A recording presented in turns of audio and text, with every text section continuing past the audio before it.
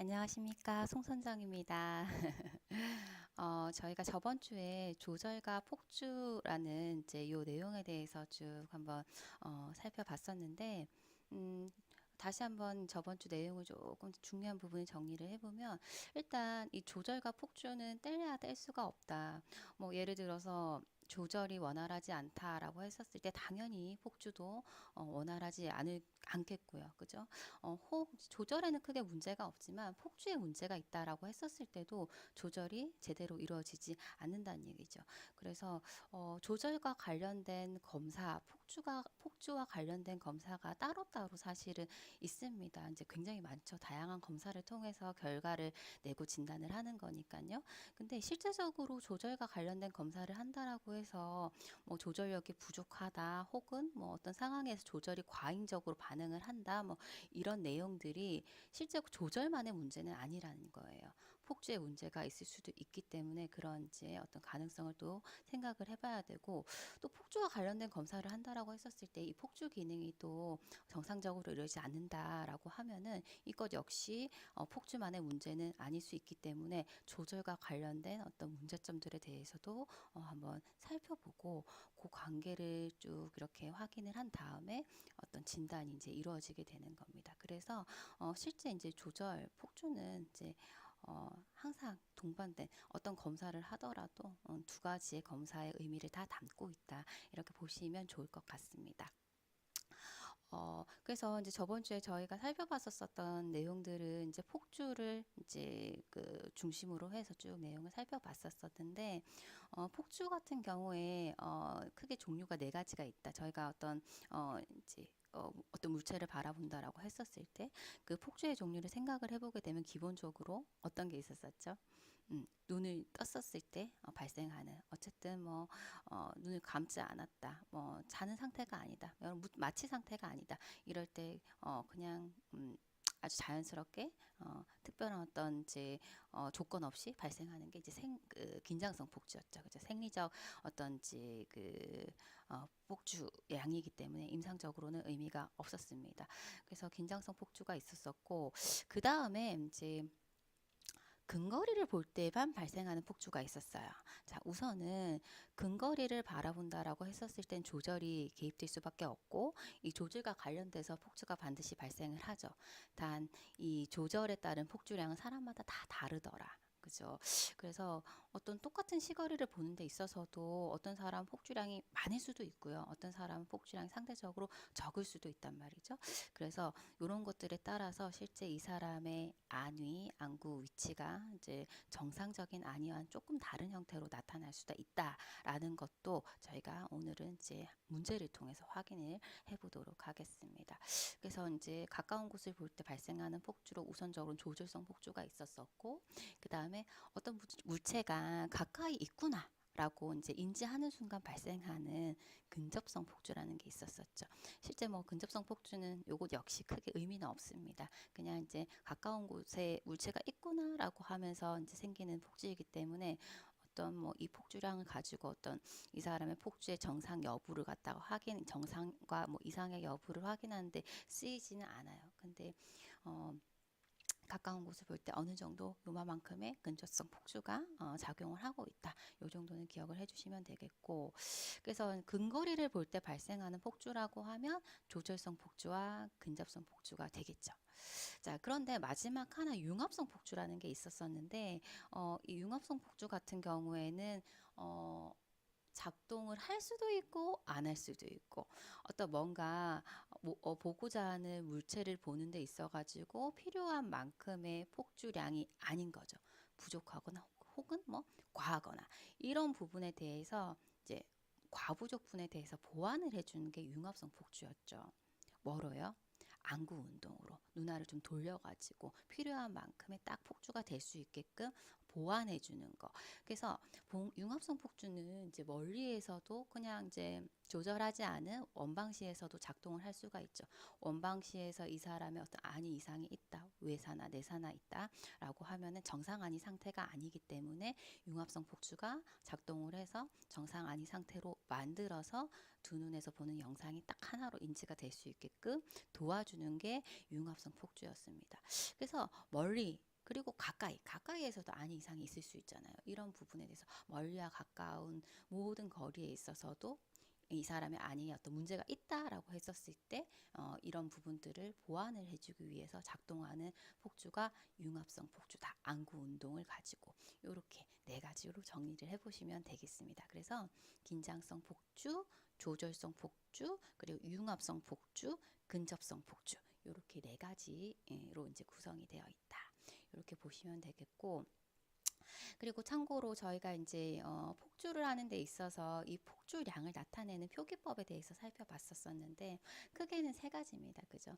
저희가 일반적으로 사용하는 디그리를 이용하는 방법이 있고, 저희 이제 안경광학과에서 이제 눈과 관련됐었을 때 이제 폭주를 설명할 때 사용하는 방법은 미터 앵글, MA법 하고 그리고 프리즘 디옵터 이 두 가지 방법이 있었습니다. 그죠? 그래서 주로 사용하는 거는 이 두 가지고 이제 필요에 따라서 이 두 가지를 사용해야 될 때가 좀 다르게 있어요. 의미적으로 봤었을 때 이제 그거는 나중에 이 사람의 뭐 필요 폭주량이라든지 조절성 폭주량이라든지 이런 것들 구할 때 이제 요것들의 사용이 조금씩 의미가 다르게 이용이 될 수가 있어요. 그래서 두 가지를 잘 기억을 하셔야 되고, 우선 이제 미터법 같은 경우 MA 미터 앵글 같은 경우에는 오직 이 사람이 보고자 하는 주시거리만 고려한 이제 그 폭주각이잖아요.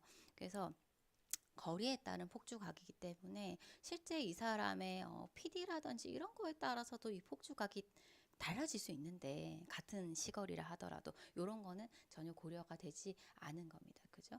그래서 이제 시거리만을 고려를 한 거고, 그리고 이제 여기에서 이제 기억하셔야 될 게 이 시거리라고 했었을 때 실제 이 시거리라 함은 실제적으로는 각막 후방 13mm에 있는 회선점에서부터 그 시점까지의 거리가 이 사람의 시거리로 이제 봐줘야 되는 거죠. 그래서 시거리 분의 1 해가지고 이제 MA 값을 구해 볼 수가 있었었고요. 그죠? 자, 근데 여기에서 더 나아가서 실제 이 사람의 이제 폭주각을 구한다라고 했었을 때는 어, 이 사람의 실제 이제 PD에 따라서 똑같은 시거리를 보더라도 PD가 좀 좁다라고 했었을 때는 조금 폭주각이 상대적으로 작겠죠. 근데 PD가 굉장히 넓다라고 하면은 똑같은 시거리에서 만들어내는 폭주각이 훨씬 더 클 거란 말이에요. 그래서 실제 이 사람이 가지고 있는 눈 사이 거리, PD까지 고려를 해서 실제 폭주각을 나타낼 수 있는 것은 프리즘 디옵터법이다. 이렇게 말씀을 드리면서 두 가지를 이제 구분을 해봤습니다. 그래서 폭주와 관련된 내용을 하면서 여러 가지 기준에 따라서 폭주를 나누는 방법도 그 종류도 한번 쭉 살펴봤었고, 그리고 이 폭주량을 나타내는 그 표기법 그런 것들에 대해서 쭉 살펴봤습니다. 자, 오늘은 뒤쪽의 내용 조금 살펴보고, 그리고 요것과 관련된 문제들을 통해서 요 내용 다시 한번 정리를 해보도록 하겠습니다. 자, 이번 차시에서는 폭주와 관련해서 이제 안위 이상이란 부분을 한번 살펴볼 텐데요. 안위 이상이라고 하면은 안구의 위치가 문제가 있다라는 얘기입니다. 대표적으로 정상적인 안이라고 하면은 이 사람이 어떤 사물을 바라볼 때 그 사물 쪽으로 눈이 이제 이렇게 돌아가야 되겠죠. 이렇게. 근데 이제 사시가 있는 사람 혹시 본 적 있으실까요? 특히 사시량이 많은 사람 같은 경우에 적은 경우에는 드러나지 뭐 단시간에 드러나게 확인되지 않으실 수도 있을 것 같아요. 근데 사시량이 꽤 많은 사람 같은 경우에는 이렇게 이제 얘기를 하는데도 이 사람이 나를 보고 정말 얘기를 하고 있는 건지 눈이 돌아가 있는 거죠. 실제 이제 얘기를 할 때는 이제 상대방을 바라보고 얘기를 할 텐데 나를 바라보지 않고 눈은 다른 곳으로 가 있는 거죠. 이제 그런 경우가 이제 안이 이상이 있는 대표적인 예가 되겠습니다. 뭐 사시 같은 경우에는 항상 눈이 돌아가져 있기 때문에 확인이 될 거고, 이 사시보다 약간 정도가 이제 괜찮은 양호한 정도를 사위라고 하거든요. 요건 이제 나중에 구분을 해보겠지만, 그런 경우는 분명히 안이 이상이 있어요. 근데 요걸 갖다가 보정할 수 있는 안구 운동을 이용을 해서 보정할 수 있는 힘이 있어가지고 외관상 드러나진 않아요. 근데 본인은 굉장히 눈이 불편하죠. 안이 이상이 있는데 이거 정상처럼 만들려고 막 눈알을 힘들게 돌리고 있는 상황이기 때문에 굉장히 피로감이 큰 눈을 사위라고 해요. 그래서 사시랑 사위 같은 경우에 대표적인 안이 이상인데 약간 정도의 차이 그거에 따라서 나타나는 그런 이제 현상이 좀 다르기도 합니다. 그래서 이런 이제 안이 이상을 발생시킬 수 있게 되는 원인으로 이제 이 그 조절과 폭주와의 어떤 그 관계가 비례적인 관계가 깨지면 발생할 수가 있어요. 그래서 1대1의 어떤 정상적인 비례가 일어난다라고 정상적인 어떤 비례 관계로 일어난다라고 하면은 정상적으로 이렇게 안이가 원하는 물체 쪽으로 이렇게 이제 바라볼 수 있지만 그렇지 않고 뭐 조절이 일어나고 폭주가 일어나는데 조절하는 양에 비해서 폭주량이 너무 과잉적으로 많다라고 하는 경우 눈이 안으로 몰리겠죠. 반대로 뭐 이렇게 조절하는 양에 대해서 이제 폭주량이 현저하게 적다 하면 눈이 밖으로 벌어질 거란 말이에요. 이런 경우에 이제 발생하게 되는 게 이런 경우가 안이 이상이고 이런 경우에 발생할 수 있는 문제점들 즉 두 눈을 사용할 때 어떤 문제점들이 발생한다라고 하면은 양안시의 이상이라고 이야기를 하게 됩니다. 한눈으로서는 크게 문제가 안 될 수가 있지만 양안으로 봤었을 때 각각 눈에 맺히는 그 상의 위치가 실제적으로 대응 관계에 맺혀야지 두 눈에서 받아들인 상이 하나로 합쳐질 수가 있는데 이렇게 안이 이상이 있게 되면은 하나로 합치기가 힘들어요. 그러면 어떻게 되느냐? 대표적으로 두 개로 그냥 각각 따로 보이는 복시가 발생을 하는 겁니다.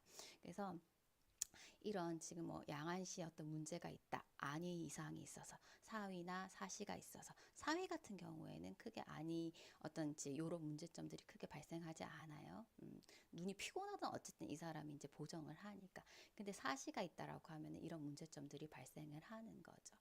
자, 그래서 안이 이상이라고 하면은 안구의 정렬이 정상적이지 않고 또 문제가 있어가지고 망막에 결상되는 그 대응점의 위치. 망막에 있어서 대표적인 대응점이라고 하면 양안의 중심화가 각각 있잖아요. 이게 이제 대표적인 대응점이에요. 각각의 눈에 딱 중심화에 딱딱 결상이 되면은 요거는 당연히 하나로 자연스럽게 합칠 수가 있겠지만 요 망막 중심화를 기준으로 해가지고 맺어지는 영상의 위치 관계가 대응점이 아니고 비대응점 관계. 요게 맺히게 되면은 하나로 합치기가 힘들 수 있어요. 그러면 어떻게 되느냐? 각각 따로 인지가 되는 거죠. 그래서 발생할 수 있는 문제점으로 대표적으로 복시가 있겠습니다. 복시 두 개로 보이는 거예요.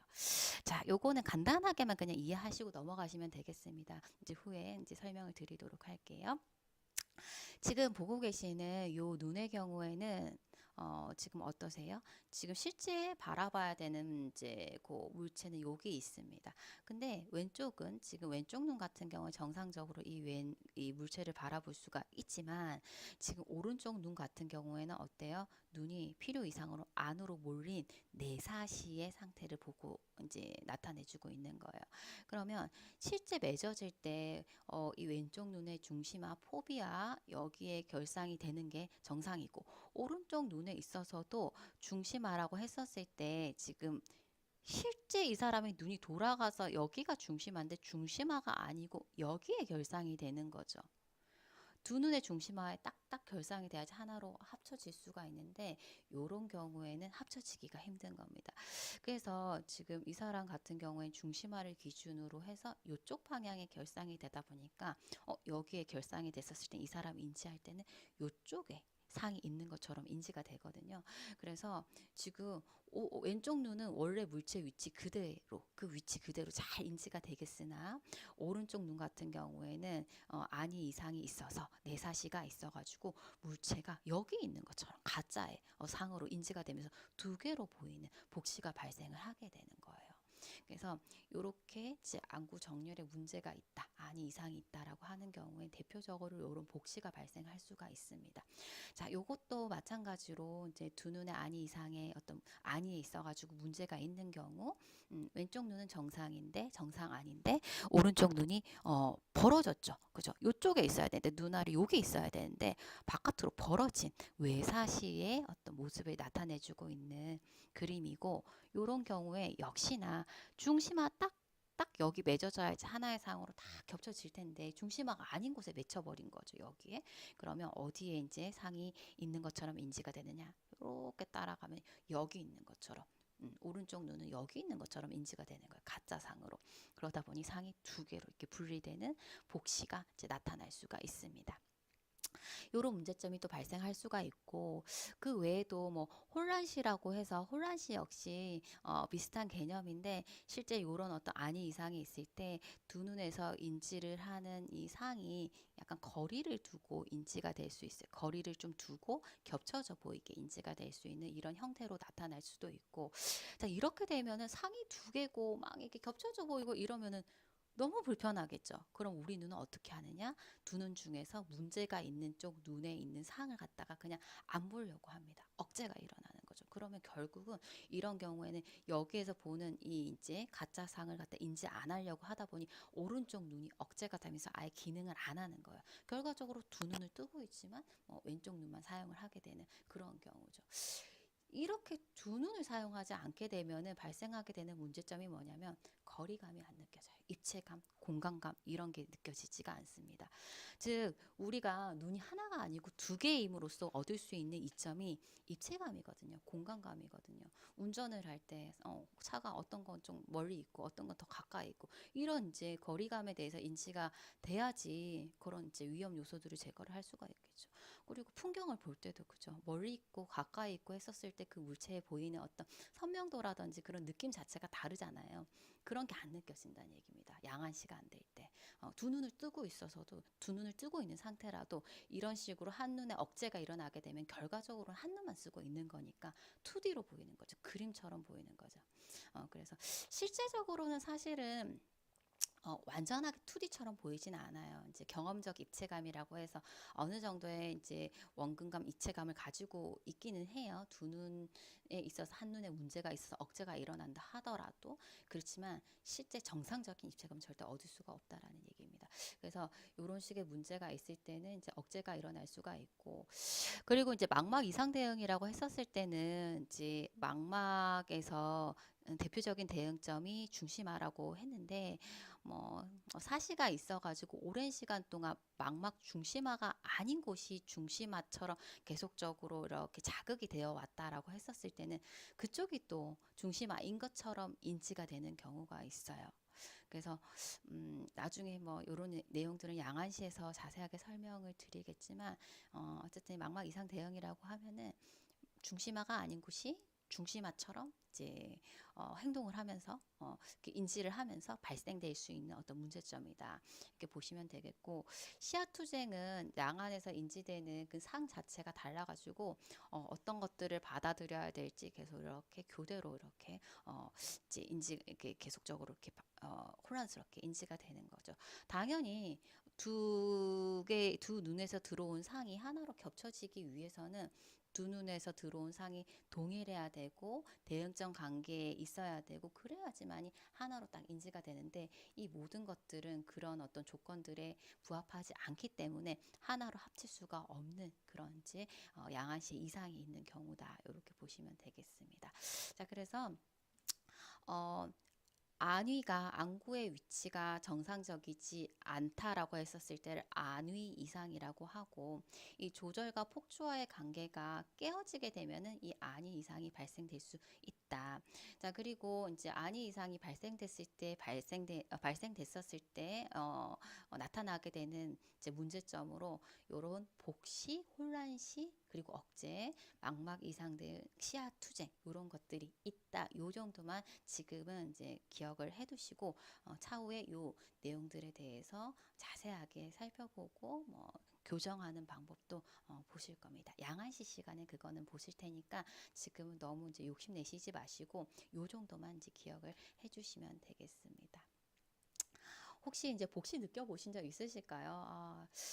진짜 불편하거든요. 저는 예전에 복시를 느껴본 적이 있어가지고 이 내용을 얘기할 때 정말로 감정적으로 말씀드릴 수가 있는 게 한번 이렇게 뒤쪽에 그 공을 맞아가지고 되게 충격을 크게 받은 적이 있었어요. 그러면서 이제 이 신경이 이제 일시적으로 굉장히 이제 놀래가지고 수축이 됐었던 것 같아요. 그래서 그때 이제 제가 느꼈었던 거는 계단 오르내리고 있을 때 이게 다 겹쳐져 보이니까 어디를 뒤져야 될지도 모르겠고 정말 운전할 때도 너무 위험하고 그랬었거든요. 그래서 제가 이제 이 공부를 하기 전에 그걸 느꼈던 거라 가지고 되게 무서워서 사실은 그때 병원에 찾아갔었던 기억이 있었는데 다행히 약을 어느 정도 먹고 나서 이제 괜찮아지긴 했었었거든요. 근데 너무 진짜 그 복시가 일어났었을 때 이렇게 상이 이렇게 하나가 안 되니까 너무 메스껍고 어지럽고 생활 자체가 안 되더라고요. 그래서 굉장히 이제 불편했었었는데 이제 여러 가지 원인에 의해서 뭐 이런 양아시 이상은 나타날 수가 있거든요. 안근의 어떤 이제 저처럼 일시적인 어떤 수축에 의한 마비가 일어날 수도 있고요. 이제 뭐 영구적으로 마비가 일어나면 당연히 이제 사시나 이런 식으로 이제 나타나게 될 거고요. 그래서 여러 가지 이제 원인에 의해서 나타날 수가 있는데 어떤 이런 것들은 어쨌든 양아시의 어떤 문제점들을 발생시킬 수 있는 원인으로 작용할 수 있고 이런 현상들이 나타날 수 있다. 이렇게 보시면 되겠습니다. 자, 이렇게 하면서 이제 조절과 폭주의 내용들에 대해서 쭉 살펴봤고요. 요것과 관련된 문제를 풀어보면서 정리를 한번 해보도록 하겠습니다. 자, 먼저 PD가 60mm인 사람이고요. 이 사람이 눈앞 4m 되는 곳을 주시하고자 할 때 필요한 폭주량을 하나는 미터 앵글로 하나는 프리즘 디옵터로 한번 나타내 봐달라. 이렇게 문제가 나와 있네요. 자, 그러면 먼저 미터각으로 나타낼 때는 실제 이 사람이 보고자 하는 주시거리만 고려를 하면 되는 거잖아요. 그래서 미터각 구할 때는 주시거리 분의 1 이렇게 해서 구해 주실 수 있고 단 여기에 있는 주시거리는 미터로 고쳐가지고 계산해 주시면 되겠죠. 그래서 여기 식에 준해서 한번 계산을 해보면 마이너스 눈 앞이니까 역시 마이너스 해주시고 4m 그죠? 그래서 4 이렇게 그대로 적어주시면 되겠네요. 자, 그래서 계산을 해보게 되면은 0.25 MA 이렇게 구해보실 수가 있겠습니다. 그래서 미터각은 이렇게 나타내 주실 수가 있고 그 다음에 프리즘 디옵터 같은 경우에는 구하실 때 프리즘 디옵터는 MA 값 곱하기 이 사람의 PD를 고려를 해야 되는데 이 PD의 단위는 센티미터였었잖아요. 그죠? 그래서 한번 구해 보시게 되면은 앞에서 이제 구해본 0.25 MA에다가 이 사람의 PD가 60mm니까 센티미터로 고쳐야 되니까 6cm 이렇게 고쳐서 계산을 해주시게 되면은 1.25 프리즘 디옵터 이렇게 나오겠네요. 그죠? 그래서 이렇게 각각 구해 보시면 되겠습니다. 그래서 여기에서는 이 사람의 어떤 그 상태를 보고 미터각으로 혹은 프리즘 디옵터로 폭주각을 각각 나타내주는 그런 연습을 해본 거고 밑에 한번 보시게 되면은 여기에서는 이제 이미 미터각으로 폭주량이 제시가 되어 있고 그리고 PD가 60mm다. 근데 이제 이 사람의 폭주량을 프리즘 디옵터로 나타내라 라고 했기 때문에 위에 있는 식 그대로 쓰시면 되시겠죠. 이 MA에다가 PD 60mm 6cm 이렇게 해주셔가지고 12 프리즘 디옵터 이렇게 쉽게 구해보실 수 있겠습니다. 자, 그 다음에 3번 문제는요. 자, 이 사람 정의래요. 안위에 어떤 문제가 없습니다. 정상 안위를 가지고 있고 정시라고 합니다. 정상적인 시력을 가지고 있는 사람이고요. 자, 이 사람의 PD가 60mm입니다. 자, 바로 그냥 센티미터로 고쳐놔 볼까요? 6cm. 근데 이 사람이 33cm를 보고 싶대요. 이때 필요한 폭주량 했거든요. 우리가 이제 쉽게 구하는 요거는 실제 이러한 눈을 가진 사람이 일반적으로 가져야 하는 필요 폭주량을 의미를 하는 겁니다.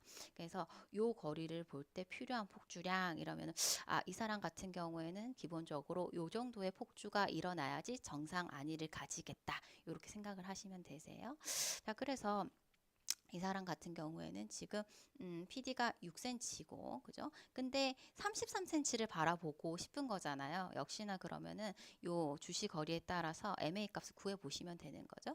그래서 마이너스 33cm니까 미터로 고치면 0.33m 분의 1 이렇게 하면은 대략 3MA 나옵니다. 그래서 여기에서 구해 볼 수 있는 필요 폭주량은 18 프리즘 이렇게 구해보실 수가 있겠습니다. 자, 그럼 다음 문제 한번 풀어보도록 하겠습니다. 자, 이 문제는요, 먼저 뒤쪽에 보시게 되면 조절성 폭주량을 한번 구해봐라 라고 했습니다. 조절에 따라서 발생하게 되는 폭주량 구해보라라고 했었었고, 이 조절성 폭주량 같은 경우에 반드시 ACAB가 나오죠. 조절에 따라서 이 사람이 얼마만큼 폭주를 하더라.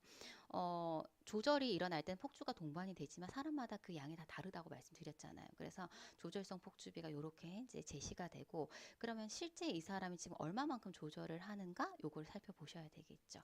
그래서 지금 보시게 되면은 ACAB 조절에 따른 조절성 폭주량이 1디옵터당 4프리즘 디옵터만큼 폭주를 한다. 라고 했고요. 자, 그리고 이 사람 정시입니다. 그리고 정이에요. 근데 이 사람이 정시고 정인 이 사람이 33cm를 보고자 한다. 그러면은 정시인데 이 사람이 33cm를 눈앞 33cm를 바라보고자 할 때 발생하게 되는 조절량이 얼마일까요? 0.33분의 1 해가지고 쉽게 구해 보실 수 있겠죠. 3디옵터 이렇게 구해 보실 수가 있다는 얘기입니다. 조절이. 그래서 이렇게 됐었을 때 그러면 3D부터 조절할 때 얼마만큼 폭주를 할 건가? 앞에 요걸 가지고 계산을 해보시면 되겠죠. 1D부터당 4프리즘 폭주를 하는데 그럼 3D부터 조절할 때 얼마만큼 폭주를 하는가? 그러면 4프리즘 디옵터당 곱하기 3디옵터 이렇게 하면 12프리즘 폭주를 하더라. 이렇게 조절성 폭주량을 구해 보실 수가 있습니다. 그죠? 자, 그래서 앞에서는 이제 필요 폭주량 그리고 지금은 조절성 폭주량 한번 구해 봤거든요. 이거 가지고 근견시에 있어 가지고 이 사람의 안위가 문제가 있을 것인가 아니면 뭐 정상적일 것인가 요걸 확인해 보실 수가 있습니다. 그래서 요것과 관련된 문제를 아래쪽에 풀어보도록 하겠습니다. 자, 안위에 어떤 문제가 있나 없나를 확인하기 위해서는 지금 필요 폭주량, 조절 폭주량 그걸 갖다가 1대1이면 당연히 이제 안위 이상이 없어요. 근데 그 차이가 나게 되면은 안위 이상을 갖다가 안위 이상이 발생이 되겠다. 이제 예상해 볼 수가 있는데 안위 이상은 조절성 폭주량 빼기 필요 폭주량으로 구해 보실 수가 있습니다. 자, 그러면 여기에서 이 문제에서 제시한 내용에서 조절성 폭주량도 구해 보셔야 되겠고 필요 폭주량도 구해 보셔야 되겠어요. 요거 가지고 안위 이상의 여부를 확인해 보실 수가 있는데 자, 먼저 PD가 60mm이고 6cm고요. 그죠? 그리고 조절성 폭주량이 1디옵터당 6프리즘만큼 폭주한다 라고 했습니다. 자, 근데 이 사람이 정시 아니고요. 마이너스 2디옵터의 근시고 교정하지 않았습니다. 미교정 상태에서 33cm를 근견시할 때의 안위가 어떻게 될까? 한번 예상을 해보자라는 얘기입니다. 자, 그러면 먼저 생각을 해봐야 될 것이 마이너스 2디옵터의 근시안이다 라고 했었을 때 이 사람의 원점이 어딜까? 그리고 이 사람이 33cm를 바라보고자 할 때 여기가 근점이 될 텐데 그 원점에서 근점으로 땡길 때 얼마만큼의 조절력이 발생을 할 건가? 요거를 보셔야 되겠죠. 그죠? 자, 그럼 한번 수직선에서 한번 구해 보시게 되면은 일단 여기가 무한대고요. 이제 여기는 눈앞 1m인 주시거리인 지점인데 제가 디옵터로 그냥 표시를 하겠습니다. 요 정도 표시를 해보도록 할게요. 자, 일단 마이너스 2디옵터의 근시다라고 하면은 이 사람 원점 사실 구해보실 수 있잖아요. 마이너스 2디옵터는 x분의 1 하면 이 사람은 원점이 눈앞 50cm인 거 구해보실 수 있죠. 그죠? 이 사람 눈앞 50cm까지는 선명하게 보이는데 그 뒤로는 잘 안 보이는 그런 이제 근시안입니다. 근데 지금 뭐 요거까지는 구해보실 필요는 없어요. 지금 여기에서 이 사람의 원점 굴절도를 표시를 해보시게 되면은 여기가 이 사람의 원점 파포인트가 되겠습니다. 그쵸? 근데 이 사람이 33cm를 보고 싶은 거죠. 그러면 조절을 해가지고 눈앞으로 당기는 거잖아요. 근데 어디로 33cm 되는 지점은 0.33m 분의 1 해서 여기 요 지점이 이 사람의 근점이 되겠죠. 리얼 포인트. 자, 그러면 실제 이 사람이 원점이 여기고 교정하지 않은 상태에서 이 근점을 보기 위해서 필요한 조절량은 얼마일까요? 1디옵터만 조절하시면 됩니다. 조절력은 1디옵터 작동하겠다. 그죠? 이렇게 보시면 되는 거죠. 자, 그러면 한번 보시게 되면은 여기에서 실제 이 사람이 이 근점을 보기 위해서 필요한 조절력은 1디옵터이기 때문에 조절성 폭주량은 이 사람 1디옵터당 6프리즘 지금 폭주를 한다라고 얘기했기 때문에 실제 이 사람이 이 거리를 볼 때 작동한 조절성 폭주량은 지금 이렇게 1디옵터 곱하기 6프리즘 이렇게 하게 되면 조절성 폭주량은 6프리즘 디옵터만 작용을 하겠죠. 그죠? 여기에서. 자, 근데 여기에서 조절성 폭주량은 구해봤고요. 6프리즘으로 빼기 필요 폭주량을 구해 보셔야 되는데 필요 폭주량은 PD 곱하기 MA 값 이렇게 구해 보실 수 있잖아요. 그래서 PD가 지금 60ml니까 6cm 이렇게 해주시고 MA 값 같은 경우에는 여기 33cm 이제 바라본다라고 했으니까 요 값 그대로 여기에다 적용해가지고 구해보시면 되세요. 그래서 MA 값 같은 경우에는 마이너스 0.33분의 1 이렇게 해서 3MA 이렇게 구해보실 수 있잖아요. 그래서 여기에다가 3MA 하면은 필요 폭주량은 18프리즘 디옵터 이렇게 구해보실 수가 있는 거죠. 그래서 조절성 폭주량 6프리즘 빼기 필요 폭주량 18프리즘 이렇게 해주시게 되면은 답이 마이너스 12프리즘 이렇게 나옵니다. 마이너스 12프리즘. 자, 마이너스 12프리즘의 의미가 뭐냐면은 마이너스는 바깥으로 벌어진다는 의미가 있어요. 그래서 이 사람 같은 경우에는 33cm를 바라볼 때 눈이 밖으로 12프리즘만큼 벌어진 외사 상태를 나타낼 것이다 라는 것을 확인해 보실 수가 있는 겁니다. 자, 그러면 이게 어떤 의미가 있느냐? 실제적으로 이제 근시가 있는 사람 같은 경우에는 가까이에 원점이 있기 때문에 더 가까운 곳을 볼 때 조절 자체가 적다 보니까 폭주량이 적어질 수밖에 없어서 근시 같은 경우에 기본적으로 약간 외사 상태를 나타내게 되겠습니다. 그래서 뭐 더 많은 외사가 되면은 문제가 되겠지만 약간의 외사 같은 경우에는 실제적으로 운동성 융합약이 있기 때문에 크게 문제가 되지는 않기 때문에 기본적으로 근시 같은 경우에 조금 외사를 띠는 경향이 있기는 해요. 그래서 이제 지금 여기에서도 보게 되면은 이 사람은 근시기 때문에 가까운 곳을 보고자 할 때 조절량 필요한 조절량 자체가 적다 보니까 안이가 이렇게 외사로 나타나게 되는 거죠. 나타나게 되는데 뭐 요거 같은 경우에는 그 정도가 어느 정도인지에 따라서 문제가 될 수도 있고 안 될 수도 있어요. 자, 그러면 밑에 있는 내용은 반대의 경우입니다. 자, 밑에 여기 보시게 되면은 뭐 PD라든지 조절성 폭주 양이라든지 이런 거는 다 동일하고 근데 이 사람의 눈의 상태가 이디옵터의 원시이고 미교정 상태라고 했거든요. 요것만 지금 조건이 달라요. 자, 그러면 이디옵터 원시가 똑같이 33cm를 바라보고자 할 때 필요한 폭주량이 얼마일까? 요거를 구해 보셔야 되겠죠. 자, 그러면 마찬가지로 여기 제가 표시를 한번 해보게 되면은 자, 이디옵터의 원시라고 하면은 지금 이 사람의 원점을 여기에 표시해 주실 수 있으실까요? 그죠? 여기가 이 사람의 원점이겠죠. 근데 이 사람이 지금 보고자 하는 지점은 똑같이 여기란 말이에요. 그러면은 지금 이 사람이 이 지점 눈앞 33cm를 보고자 할 때 필요한 조절량이 얼마입니까? 지금 구해 보시게 되면 5디옵터 이렇게 구해 보실 수 있으신 거죠. 그래서 지금 이 똑같이 아니 이상을 구해 보실 때 조절성 폭주량 자체가 5디옵터만큼 조절을 해야 되는 거다 보니 지금 조절성 폭주량이 30프리즘만큼이나 작동을 한다라는 얘기가 되겠습니다. 그리고 여기에다가 필요 폭주량은 똑같겠죠. 똑같은 PD이고 이 사람이 보고자 하는 주실 거리가 동일하기 때문에 필요 폭주량은 동일해요. 그래서 18프리즘 그대로 써주시면 됩니다. 그래서 구해보게 되면 여기에서는 플러스 12프리즘 이렇게 나오거든요. 자, 플러스라는 것은 눈이 안으로 몰리는 거예요. 그래서 이 사람이 33cm를 바라보고자 할 때는 눈이 12프리즘만큼 내사가 된 그런 상태가 나타날 거다라는 것을 예상을 해보실 수가 있다라는 얘기입니다. 내사. 자, 그래서 보통 원시 같은 경우에는 똑같은 시거리를 보고자 할 때 조절이 많이 개입될 수밖에 없잖아요. 그리고 이 조절과 비례해서 폭주가 같이 동반될 수밖에 없기 때문에 원시암 같은 경우에는 내사를 띠는 경우가 대부분이에요. 조절이 많이 항상 일어나기 때문에 눈이 많이 모일 수밖에 없거든요. 그래서 근시는 약간 외사의 상태, 원시는 약간 내사의 상태를 가지는 이제 경향이 있다. 이렇게도 확인해 보실 수가 있겠습니다.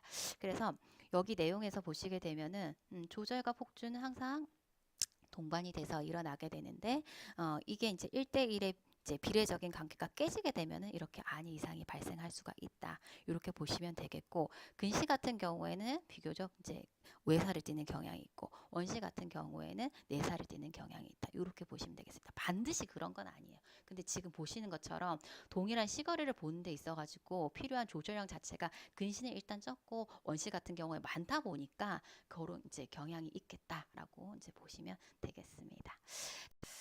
자, 마지막으로 폭주의 종류와 관련된 문제 쭉 한번 풀어보도록 하겠습니다. 다음 중 가까이 있는 물체를 볼 때 조절성 폭주가 차지하는 비율이 적다. 조절성 폭주가 차지하는 비율이 적다라는 것은 조절이 잘 안 일어난다. 이렇게 해석을 해보실 수가 있겠죠. 자, 조절이 잘 안 일어나서 이제 조절에 따라서 폭주량이 작다 보니까 이걸 보완을 하기 위해서 융합성 폭주가 많아지는 경우죠. 그죠? 이제 요걸로 안 되는 부분을 보완을 해줘야 되니까요. 이런 경우가 어떤 경우가 있을까 보게 되면은 조절이 적은 경우를 찾아야 되는데 원시는 정시나 근시보다도 조절이 많은 그런 눈이죠. 아니고 약시 같은 경우에는 이제 시력 교정이 이제 어떤 안경이나 컨택트 렌즈 시력 보정 연구를 이용을 했었어도 시력 교정이 안 되는 눈을 약시라고 합니다. 이거는 이제 조절과 관련한 내용은 아닙니다. 자, 노안 한번 볼까요? 노안이 왜 오나요? 생리적인 현상이지만 나이가 들어가면서 발생한 생리적인 현상이지만 점점 조절력이 적어지는 거잖아요. 그래서 나중에 이제 가까운 곳을 볼 때 문제가 되는 조절력이 작아서 문제가 되는 눈이 노안이죠. 그래서 여기에서는 답을 3번으로 일단 체크를 하시면 되겠고 부등시는 양안의 시력이 보통 2디옵터 이상 차이가 나는 눈. 그래서 양안시를 할 때 좀 문제가 있을 수 있는 그런 눈이다. 이렇게 보시면 되겠고 정시는 정상적인 시력을 가진 사람이기 때문에 아니겠죠. 자, 이렇게 보시면 되겠습니다. 자, 그 다음에 8번 정입니다. 아니는 정상이고 이 사람이 멀리를 본다 라고 했었을 때 이때 일어나게 되는 폭주 요소. 자, 네 가지 생각해 보시면 되는데 일단은 긴장성 폭주 발생할 거고요. 멀리 바라보기 때문에 조절성 폭주, 근접성 폭주는 나타나지 않겠죠. 그리고 아니가 정상적이기 때문에 융합성 폭주도 나타나지 않습니다. 그래서 이런 경우에는 긴장성 폭주만 일어난다. 이렇게 보시면 되겠습니다. 자, 그리고 응용한 문제를 한번 확인해 보실게요. 자, 원거리를 보고 있고 원거리를 볼 때 이 사람이 외사가 있어요. 원거리 보는데 정상이 아니고 외사가 있다. 그러면은 이때 기본적으로 융합성 폭주도 작용하겠죠. 그죠? 융합성 폭주. 자, 그리고 일단은 눈을 떴으니까 긴장성 폭주는 작용을 할 거고요. 그죠? 자, 그런데 무한 원방이니까 어떤 조절성 폭주라든지 근접성 폭주는 여기 해당이 되지 않아요. 그래서 답을 1번이랑 3번으로 체크를 해보시면 되겠습니다. 자, 마지막 문제입니다. 자, 이번에는 근거리를 바라보고 있는 상황이고 이 근거리에서 외사가 있다라고 했습니다. 자, 그럼 한번 쫙쫙 체크를 해볼까요? 일단 눈을 떴으니까 당연히 긴장성 폭주 작동할 거고 가까운 곳을 보기 때문에 조절성 폭주랑 근접성 폭주도 작동을 하겠죠.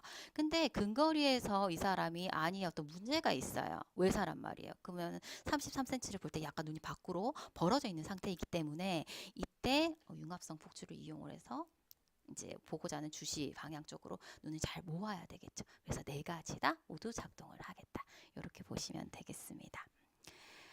자, 그래서 이번 차시에서는 조절과 관련해서 폭주 내용에 대해서 쭉 살펴봤습니다. 내용 여기 확인해 보셔가지고 중요한 내용들 그리고 용어 정리해야 되는 부분들 한번 확인해 보시면 되겠습니다. 감사합니다.